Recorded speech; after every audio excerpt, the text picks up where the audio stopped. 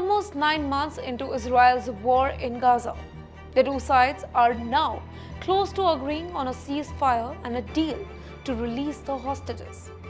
In a significant development, Israel and Hamas appear to be on the brink of reaching a framework agreement for a ceasefire.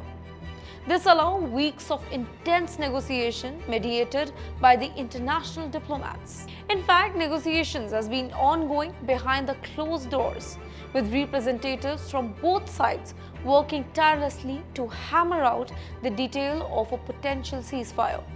The discussion have been facilitated by key international players, including Egypt and Qatar, who have been instrumental in bringing the two parties on the table. Officials in Israel believe that the latest response from Hamas could allow them to start detailed negotiation to reach an agreement.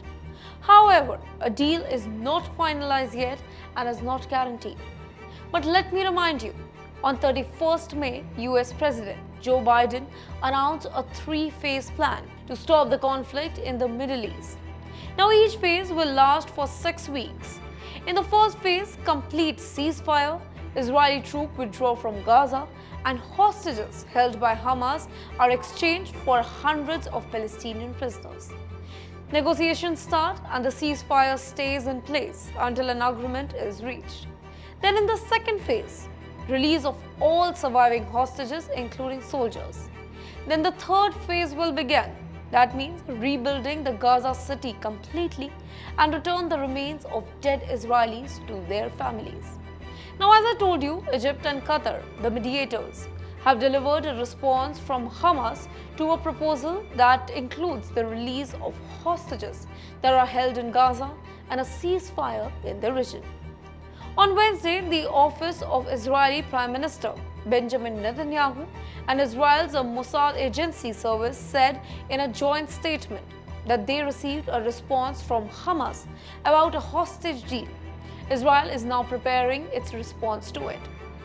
For months, countries like the US, Egypt, and Qatar have been working to secure a truce and the release of the remaining 120 hostages in Gaza.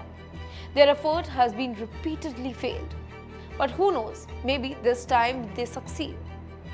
On October 7 last year, Hamas militant attacked southern Israel, killing 1,200 people and taking about 250 hostages back to Gaza.